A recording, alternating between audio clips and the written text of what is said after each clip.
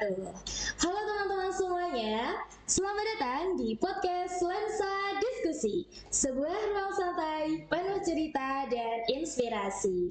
Saya Salma Nurufideus. Di sini kita akan menemani teman-teman semuanya dalam obrolan ringan namun bermakna. Nah, teman-teman pernah gak sih dalam satu hari itu merasa bahwa waktu itu nggak pernah ada cukupnya gitu buat teman-teman ya.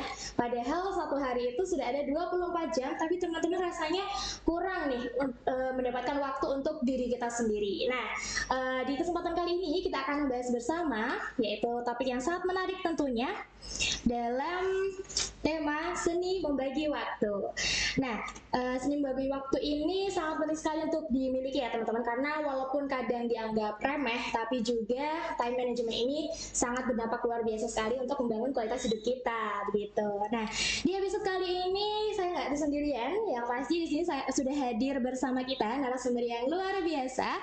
Beliau ada Bapak Haris Wadwahana, MERSE. Halo, selamat sore Bapak. Dan juga Kak Eka Rizkia Larasati. Ya, beliau ini merupakan seorang yang luar biasa ya teman-teman, seorang praktisi produktivitas, dosen dan juga motivator. Dan juga Mbak Eka ini juga merupakan salah satu aktivis kampus dulunya ya Mbak. Masih menjabat sebagai mahasiswa. Nanti kita akan tanya-tanya tentang manajemen waktunya, begitu ya. Nah, langsung saja kita sapa teman-teman. Halo, selamat sore Bapak Haris. Selamat sore Mbak Salma. Bagaimana ini kabarnya Pak? Alhamdulillah baik, semakin cerah. Semangat sore. Semangat sore, siap membagi ilmunya kepada teman-teman ya Pak ya. Sharing-sharing lah. Baik, nah selamat sore Mbak Eka. Halo, selamat sore. Apa kabar nih? Alhamdulillah, senang sekali. Senang sekali ya Kak ya. Teman-teman, ini narasumber kita juga sudah siap untuk membagi ilmunya dan pengalamannya kepada teman-teman semuanya. Jadi langsung saja kita masuk ke sesi berikutnya, yaitu tentang membahas tentang seni membagi waktu atau time management. Nah, gini Pak Haris dan juga Mbak Eka, dari seni membagi waktu itu kira-kira apa sih makna sesungguhnya dari membagi waktu? Apakah manajemen waktu ini hanyalah manajemen aktivitas saja atau adakah nilai yang lebih dalam di dalamnya? Begitu, mungkin bisa dimulai dari Pak Haris terlebih dahulu. Ya. Terima kasih Mbak Salma sudah diberikan kesempatan untuk sharing-sharing ini bersama Dima Febi ya, Iya, di betul, Lensa ya, di Lensa.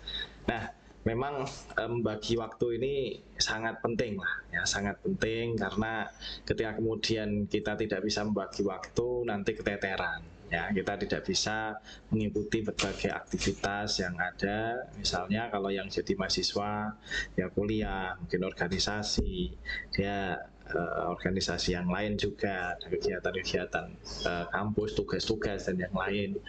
Apalagi ketika sudah kerja, nah Iya, ini, betul. apalagi ketika sudah kerja, sudah jadi dosen, misalnya ya, sudah di praktisi, ini harus bisa membagi waktu.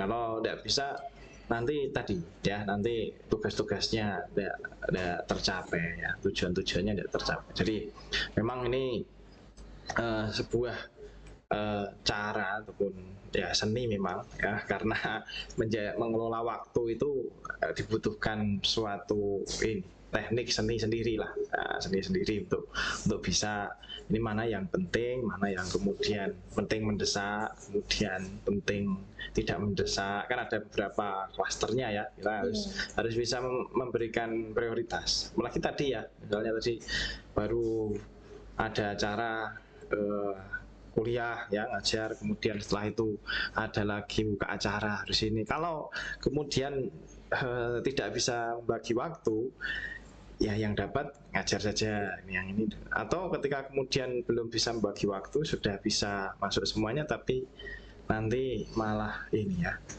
pusing lah, put out biasanya sekarang. Nah itu. Ya, berarti harus ada skala prioritasnya begitu ya Pak dalam pembagian waktu. Nah, kalau dari Mbak Eka sendiri, dari manajemen waktu itu apakah hanya sekadar manajemen aktivitas saja atau ada nilai yang lebih dalam Mbak di dalamnya? Oke, sebelumnya thank you banget ya Salma sebagai duta Feby dan juga Dima Feby udah ngundang saya dan juga Pak Haris di sini untuk berbagi ya. Oke, jadi bagi saya sendiri seni mengatur waktu itu ada 3 cabang. Itu bisa dibagi ke seni mengatur diri, seni membagi pikiran, dan juga seni membagi energi. Jadi tidak hanya membagi aktivitasnya saja memang. Karena apa? Kita memang seringkali banyak ya aktivitasnya dari pagi, siang, sore, malam itu ada semua tuh. Nah, kalau waktunya mungkin itu masih tergolong gampang ya kalau sudah ada time blocknya. Misalkan kita jam 7 sampai jam 10 kita di kelas katakanlah. Kemudian nanti jam 10 sampai jam 12 kita ada agenda organisasi katakanlah ya. Di jam 12 sampai jam sore gitu, jam 5 nanti masih ada agenda di luar gitu. Itu ada time blocknya itu masih gampang, masih oke. Tapi yang susah biasanya itu mengatur pikiran dan juga mengatur energinya. Bagaimana kita siap untuk menghadapi segala kegiatan di satu hari itu sekaligus gitu. Gitu sih. Ada 3 klasternya begitu ya Mbak? Dari manajemen dirinya sendiri, pikiran sama energinya. Iya. Jadi memang harus dibagi ya. Seimbang. Harus disiapin. Misalkan kita habis dari acara yang satunya nih, kita istirahat refleksi diri dulu lah. Kira-kira tuh apa gitu yang perlu dievaluasi tadi gitu kan. Kita berikan self reward dulu ya bahasanya Gen Z sekarang. Moodnya gitu ya Mbak. Iya, bahasanya Gen Z gitu ya. Balikin mood, terus lah itu energinya udah oke nih, kita fresh lagi, kita fokus lagi teman-teman. Kalau misalkan kita hanya di aktivitasnya saja, mungkin bisa kita hadir tapi hanya sekadar hadir. Iya, gitu. Bukan fokus, itu biasanya udah buyar, konsentrasi udah buyar. Karena apa? Energi kita udah habis. Gitu, Iya, betul sekali Mbak. Nah, ngomongin tentang pembagian energi juga ini Mbak ya, tentang pastinya juga sering ya ada kesalahan nih paling umum dan sering dilakukan pada teman-teman nih dalam mencoba mengatur waktu mereka. Nah, kira-kira kesalahan yang sering dilakukan mereka itu apa Mbak? Jadi Mbak Eka dulu mungkin atau bergantian ya? Langsung nyambung gitu ya Mbak. Oke, mohon izin Bapak ya. Kalau untuk kesalahan sebenarnya saya tidak berani sih ini menyalahkan membenarkan. Tidak berani menghakimi juga. Tapi mungkin yang tepat itu cara yang kurang efektif kali ya. Caranya. Kalau yang tidak efektif itu bagi saya, misalkan nih pagi-pagi bangun langsung scrolling. Itu nggak efektif banget. Atau malam begadang untuk hal yang nggak jelas. Kalau yang jelas nggak apa-apa, nggak masalah. Misalkan kita begadang untuk tugas karena memang itu deadline. Nggak masalah teman-teman. Tapi kalau nggak jelas, sementara masih ada deadline yang harus dikejar, itu jangan sampai sih. Kenapa kok saya menggarisbawahi yang pertama tadi ya, yang apa ini kita langsung bangun tidur terus kita scrolling. Kenapa kok itu nggak tepat? Karena pagi itu golden time banget. Waktu yang sangat-sangat emas, waktu yang dimana kita masih freshnya, dimana kita masih bisa mikir yang banyak nih ya. Nah, itu seharusnya tepatnya sih untuk refleksi diri dulu. Kalau yang mohon maaf yang muslim biasanya kan kita memang ada ini sholat gitu. Kalau misalkan yang non muslim tuh pun masih bisa refleksi diri dengan cara meditasi, journaling, atau bahkan kayak olahraga gitu. Baru setelah itu kita langsung set schedule, hari ini ada apa-apa gitu, langsung dikerjain. Oke, baik. Jadi kira-kira jadi menurut Mbak Eka ini tidak ada kesalahan yang menurutnya spesifik, cuman caranya aja mungkin yang kurang efektif begitu ya Mbak Eka. Nah, kalau dari Pak Haris sendiri nih, kira-kira kesalahan yang paling umum atau sering dilakukan orang-orang dalam mencoba mengatur waktu mereka itu apa Pak Haris? Ya, itu tadi ya sama ya seperti Mbak Eka yang disampaikan. Kalau kemudian kita tidak memperhatikan skala prioritas tadi, ada yang kemudian penting mendesak, penting tidak mendesak, apalagi tidak penting tidak mendesak. Itu tidak penting mendesak, tidak penting tidak mendesak. Nah, itu seperti misalnya tidak penting tidak mendesak kita dulukan, atau tidak penting mendesak misalnya, itu yang kemudian kita dulukan. Padahal ada yang penting dan mendesak. Penting dan mendesak ini seperti ketika mengerjakan tugas. Nah, kemudian ketika ada tugas utama lah, kuliah. Nah, ini kan penting mendesak. Nah, ini. Jadi kesalahannya kita hanya terkadang belum tahu mana prioritas ini yang penting dulu dan mendesak. Biasanya nonton film dulu ataukah kemudian hiburan dulu, kemudian nongkrong dulu. Nah itu jadi kalau kemudian itu kita lakukan dulu, maka akan ada tanggungan, akan ada pikiran yang kemudian belum terlaksanakan, tugas-tugas yang belum terlaksanakan. Jadinya ya tugas itu kan semakin lama semakin menumpuk gitu. Ya, ketika kita belum menjalankan, ada beberapa hal-hal penting yang kemudian kita belum laksanakan, ya jadinya lama-lama menumpuk ya, semakin lama semakin menjadi bukit ya. Kalau semakin menjadi bukit semakin berat, semakin kelihatannya kemudian semakin berat bebannya. Nah itu jadi perlu kita memperhatikan yang skala prioritas lah.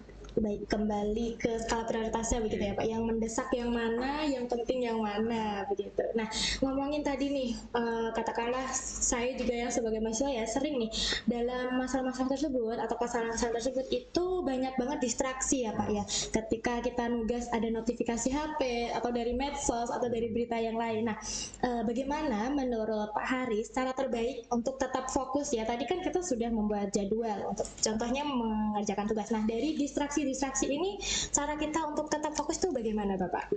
Ya, terima kasih ya. Ini memang terkadang saya juga seperti itu sekarang, apalagi ini ya medsos ya, HP selalu dipegang, kalau ada notifikasi WA terus kemudian lupa ya. Saya pas ketika mengerjakan tugas ya, buat artikel atau mengerjakan tugas membuat buku, tiba-tiba WA masuk, kan kemudian terdistraksi, kemudian apa tadi yang mau saya tulis mau lanjutkan ya, gitu, jadi memang harus fokus 20 menit pertama atau 30 menit pertama memang tidak megang HP itu, tidak megang HP, walaupun misalnya pakai laptop itu ada WA-nya ya memang tidak buka dulu, karena nanti kalau sudah terdistraksi pikiran pecah. Beda kalau sudut pandang perempuan saya belum tahu. Kalau laki-laki kan harus fokus ya, harus fokus ini dulu 30 ya, 30 menit itu sudah sangat fokus. Ketika kita fokus kita laksanakan sudah ada hasil yang lumayan kan, ada hasil yang bagus. Apalagi 30 menit dulu, kemudian istirahat dulu misalnya 10-5 menit, setelah itu lanjut lagi, fokus lagi, itu lebih efektif daripada kita ngerjakan ya, tapi kemudian sambil ada scroll atau sambil balas dan yang lainnya. Kalau menurut saya itu memang kurang efektif. Berarti fokus di 30 menit pertama gitu ya Pak ya. Oke. Nah, kalau dari Mbak Eka sendiri nih, bagaimana nih caranya untuk tetap fokus walaupun banyak distraksinya? Oke, sebenarnya memang media sosial itu memang pisau bermata dua sih teman-teman. Kita dapat banyak hal dari media sosial, kita dapat informasi-informasi yang up to date ya. Tapi kalau kita terlalu berlama-lama maka akan menimbulkan brain rot, pembusukan otak. Nah, brain rot itulah yang sebenarnya tuh membuat kita nggak fokus dan juga mudah lupa. Sebenarnya mirip sih sama Pak Haris. Tadi kan Pak Haris menyebutkan ini ya, teknik 30 menit pertama itu seperti teknik Pomodoro ya.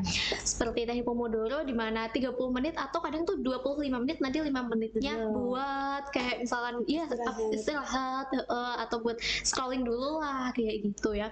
Tapi kalau untuk saya sendiri justru malah 30 menit itu, misal saya pakai hanya 30 menit, nanti istirahatnya nggak 5 menit. Lama. 12 jam Mbak. Iya, jadi kalau saya sendiri pakai teknik 2 jam. Jadi misalkan untuk saat ini kan kebetulan kesibukan saya juga di depan laptop skripsi ya. Jadi emang 2 jam mengerjakan, setelah itu istirahat. Nah biasanya kan misal jam 8 sampai jam 10 istirahat, terus nanti habis zuhur kita lanjut lagi gitu sampai jam 2 gitu. Terus nanti sore atau enggak malamnya gitu, atau biasanya kalau malam atau sore sih sambil ngerjain sama teman di coffee shop atau di mana, hangout ya Mbak. kayak gitu. Ya itu tadi kembali ke bagian energi juga. Dan ini dulu ya, itu kan saat ini karena kesibukan saya sih fleksibel ya Pak ya. Kalau untuk saat ini, kalau dulunya kan ada mata kuliah, ada organisasi banyak gitu. Saya dulu itu sering nonaktif media sosial, jadi sering uninstall Instagram, sering uninstall TikTok, dalam waktu misal 3 minggu atau bahkan 1 bulan gitu. Karena apa? Karena pada saat itu ada hal yang memang harus difokuskan, tidak boleh ke distraksi apapun. Karena gimana ya, kalau anak-anak seumuran saya ini, nggak tahu kalau yang lain mungkin ada yang benar-benar bisa fokus ya. Kalau di saya sendiri misalkan scrolling dan saya tuh nggak ada tanggungan banyak, itu bisa sampai 2 jam 4 jam, bisa sampai segitu. Jadi itu bahaya banget kalau lagi punya tanggungan. Jadi emang harus di uninstall gitu. Oke, terima kasih Mbak Eka. Berarti harus ada 2 jam pertama juga sebagai prioritas ya. Kalau tadi Pak Haris menyebutkan 30 menit pertama, kalau dari Mbak Eka pembagiannya berarti dari perharinya gitu ya. 2 jam, kemudian harus uninstall medsos teman-teman. Saya nggak bisa. Sulit ya Pak ya. Kalau saya belum bisa itu ya. Beda-beda mungkin ya. Mbak Eka ini keren sekali sampai uninstall. Nah, oke. Nah, dari cara-cara tersebut nih ya, kira-kira tadi kan juga Mbak Eka menyebutkan bahwa kita juga perlu energinya juga harus diperhatikan. Nah, gitu. Nah, kira-kira disambungin dengan hal itu, seberapa penting istirahat dalam manajemen waktu itu menurut Mbak Eka? Mohon maaf untuk mic-nya bisa lebih dekat. Sorry banget. Iya. Gini, kalau untuk apa ini istirahat ya, pentingnya istirahat. Sebenarnya istirahat tuh ada berbagai macam sih menurut saya sendiri. Kalau kita hangout sama temen itu juga bagian dari istirahat. Kita sendirian, me time itu juga bagian dari istirahat. Kita sama hobi kita itu juga bagian dari istirahat. Dan menurutku itu memang cukup penting ya untuk mengimbangi segala kesibukan kita supaya apa? Kita tetap waras kesehatan mental kita. Berbicara. Sudut pandang psikologinya ya, biar mental health-nya tetap terjaga, biar nggak overwhelm gitu. Nah, misalkan kita kalau istirahatnya sebentar, kita harus diimbangi, misalnya kayak makan coklat lah ya, atau minuman yang enak ya, yang ringan-ringan saja kayak gitu, makan kesukaan buah atau apa gitu bisa. Atau kalau memang istirahatnya lama, kita ajak teman buat hangout gitu, itu nggak masalah. Terus yang paling aku garis bawahi ini sih untuk saat ini, nggak saat ini, dari dulu harus ada waktu buat olahraga sama baca buku per hari. Kalau nggak per hari, kalau misal ada cheat day, ada waktu yang emang nggak bisa tuh buat olahraga sama baca buku, nggak apa-apa, tapi mengusahakan kayak gitu. Karena apa? Karena ketika kita olahraga ya teman-teman, kita olahraga, kita baca buku, sama kita lagi refleksi diri, itu kita mengenali diri kita sendiri, kita berbicara sama diri kita sendiri. Jadi kita tidak hanya istilahnya menjadi robot ya, tapi kita juga tahu ini tujuan kita tuh mau kemana, arahnya bagaimana, yang diperbaiki, yang apa itu kita tahu gitu. Baik, jadi istirahat juga penting buat refleksi diri ya teman-teman, buat mengenali kita itu siapa begitu ya Mbak. Nah, kalau tadi disebutkan jadi jangan seperti robot ya. Nah, kadang kan orang itu berpikir bahwa kayak semakin sibuk nih aku jadi orang sukses nih, kayak schedule-nya banyak. Nah, gitu kan mereka, nah ini yang jadi pertanyaan ya, bagi kadang yang sibuk itu juga belum tentu produktif ya, yang produktif juga belum tentu sesibuk itu begitu. Nah, dari Pak Haris sendiri nih, jadi statement itu pentingnya istirahat. Nah, ketika dalam manajemen waktu yang orang katakan sibuk itu sukses tuh bagaimana Pak?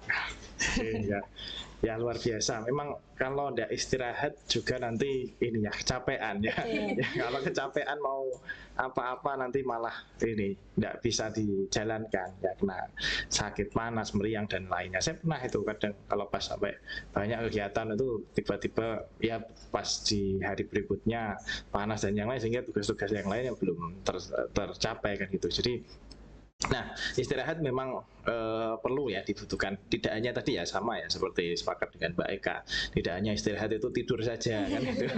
Jadi istirahat itu hiburan dan yang lain itu bagian dari istirahat. Kalau saya sendiri lebih enak itu memang istirahat spiritual ya, maksudnya ya ngaji itu fresh itu. Kalau pas lagi ada masalah apa itu ya istirahatnya ngaji ya. Kalau tidur itu kadang ini ya, maksudnya kadang masih terbawa itu, kadang pikirannya pusing kan gitu. Tapi kalau ngaji 1 jam, 1,5 jam itu ya inilah biasa, amalan Yasin, Waqiah dan yang lainnya itu terus ini cerah lagi ya, pandangan cerah, pikiran juga cemerlang. Jadi kalau melanjutkan kegiatan juga lebih lancar kan gitu. Jadi kita juga harus tidak boleh melupakan agenda spiritual kita ya Pak ya, ngaji, ya sholawatan ya teman-teman. Kalau hangoutnya ke majlisan juga boleh ya. Boleh, sangat boleh teman-teman. Nah, oke, mengenai hal tersebut, nah kadang kan kita itu sudah membuat to-do list ya Pak, dari pagi sampai sore, katakanlah sampai malam juga gitu, udah tersusun rapi. Nah, kira-kira kadang kan juga ada schedule yang kita nggak terduga, tiba-tiba mendadak ada ini ada acara mendadak di sini. Nah, kira-kira itu bagaimana cara kita tuh tetap tenang dan juga fleksibel dalam menghadapi situasi seperti ini, Bapak? Ya, baik, ini memang apalagi kalau di kerjaan dosen ya. Kalau dosen kadang wah ini jarang, kadang ada masuk kuliah tiba-tiba pas tiba-tiba tidak ada. Nah, karena kebanyakan rapat-rapat yang memang tidak terduga, dan itu memang rapat-rapat penting dari pimpinan rektorat terkait kebijakan penerimaan mahasiswa baru, kebijakan lainnya, penelitian dan PKM dan yang lainnya. Nah, itu penjaminan mutu yang kita harus hadir di situ. Kita sudah mengagendakan nanti ngajar, nanti apalagi kegiatan tugas, tiba-tiba ada kegiatan lainnya. Nah, memang kita betul-betul harus bisa mengkondisikan ya. Yang penting tadi betul ya, energinya memang harus ini. Pak Eka itu memang inilah luar biasa lah.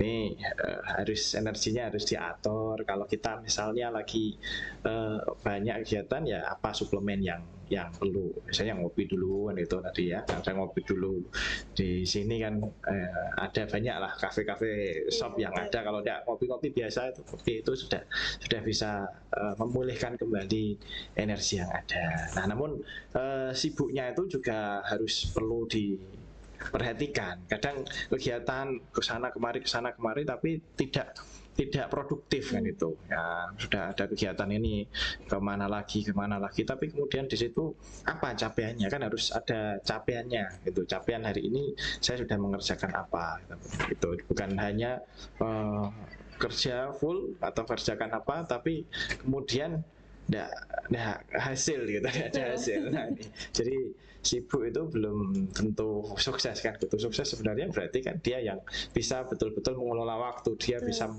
menikmati waktu itu tersebut kan gitu. Gitulah. Ya, baik. Nah, itu ya teman-teman. Jadi orang sibuk itu juga belum tentu sukses itu Kak ya, kayak seperti yang dilihat juga ya. Orang yang nggak pernah di rumah, katakanlah dia orang sukses, dia nggak pernah pulang gitu. Nah, gimana nih kalau menurut Mbak Eka sendiri dari hal tersebut, ketika ada jadwal mendadak atau perubahan mendadak yang mungkin bisa mengubah jadwal kita pada hari itu, bagaimana cara kita tetap tenang dan juga fleksibel dalam menjalannya, Mbak? Oke, sebenarnya itu sering saya alami waktu masih di organisasi, karena emang organisasi kan ya gitu, tiba-tiba ada pertemuan ini, pertemuan itu gitu kan, atau ada acara ini, atau ada tiba-tiba ngelobi surat ke sini gitu kan. Kalau dari saya itu dilihat dulu siapa yang ditugas dan juga apa urgensinya. Urgensi tugas ini kalau apakah harus saya lakukan, apakah ini bisa didelegasikan, seperti itu. Itu kalau misalkan kita di organisasi ya. Kalau memang suatu kewajiban ya dilihat dari matriks itu yang urgent not important, urgent important itu yang seperti yang dikatakan Pak Haris itu ya, penting tidak pentingnya itu dilihat itu bagaimana. Kalau memang itu mendesak, urgent, dan yang jadwal yang sudah saya buat itu hanya untuk diri saya sendiri dan bisa dilakukan nanti, ya nggak apa-apa, itu disempatkan dulu gitu. Tapi kalau itu tidak terlalu mendesak, ya sudah, kita tetap berpedoman dengan to-do list yang sudah kita pakai gitu. Seperti contohnya pada hari ini, seharusnya sore ini saya itu kebetulan ada jadwal bimbingan Bapak. Iya, Pak, dari Bapak dosen pembimbing saya itu bilang jam 3 gitu. Tapi ya mohon maaf sekali karena saya sudah ada jadwal di sini, artinya kan ini urgent dan juga important gitu. Jadi memang harus di sini. Oke, berarti tergantung tadi ya, balik ke urgent dan importantnya gitu ya. Nah, gitu ya teman-teman. Semoga bahasan kita kali ini bisa membuat teman-teman bisa lebih bijak lagi dalam mengatur waktu di kesibukan kesehariannya gitu. Nah, ya terima kasih banyak kepada Pak Haris dan juga Mbak Eka atas semua insight-nya hari ini, inspirasinya telah dibagikan. Ya, sungguh percakapan yang membuka mata dunia ya teman-teman, memotivasi kita untuk bisa lebih bijak lagi memanfaatkan waktu itu sendiri. Nah, sebelum kita akhiri nih Bapak dan juga Mbak Eka, kita ingin meminta pesan atau nasihat dulu nih supaya teman-teman juga bagaimana sih caranya biar bisa menjadi lebih bijak lagi ke depannya, apalagi tentang manajemen waktunya begitu. Dimulai dari Bapak Haris terlebih dahulu. Ya, terima kasih.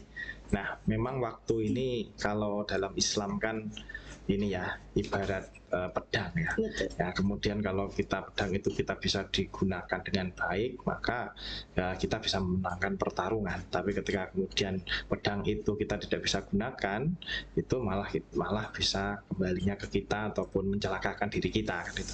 Nah, maka yang singkat itu kalau dalam Islam kan yang singkat itu adalah waktu. Kita tidak tahu kapan nantinya perjalanan waktu kita kan itu tiba-tiba saya di sini itu 2018 ya di IAIN itu tiba-tiba sudah 2025 nih. Jadi sudah 7 tahun. Tidak kerasa dulu waktu lulus kuliah itu 2013 tiba-tiba ya sudah sampai saat ini. Nah ini memang kalau kemudian kita tidak bisa maksimalkan waktu dengan baik, nanti akan menyesal di kemudian hari. Kan ada pepatah ya bahwasanya kalau hari ini lebih baik daripada kemarin kan harusnya hari ini harus lebih baik daripada kemarin. Dia adalah orang-orang yang beruntung. Tapi ketika hari ini sama dengan kemarin maka ya merugi kan gitu. Tapi kalau hari ini apalagi lebih buruk kan itu daripada kemarin, ini harus sebagai orang-orang yang celaka. Nah, bagaimana kemudian kita membagi waktu, itulah yang kemudian akan menjadi faktor penentu untuk biar lebih memaksimalkan waktu kita hidup di dunia. Mungkin ada yang kemudian di usia saya itu Dokter Tirta itu usia saya tuh 91. Beliau sudah punya aset miliaran karena beliaunya lebih bisa maksimalkan waktu. Mungkin ada yang bisa lebih memaksimalkan waktu dia dan juga kesempatan yang dia punya. Ada yang kemudian timeline-nya masing-masing kan, ada yang dia sukses di usia 40 atau di usia 50, tapi bagaimana kemudian kita betul-betul manfaatkan setiap waktu dan evaluasi sebelumnya ya, setiap waktu yang kita punya.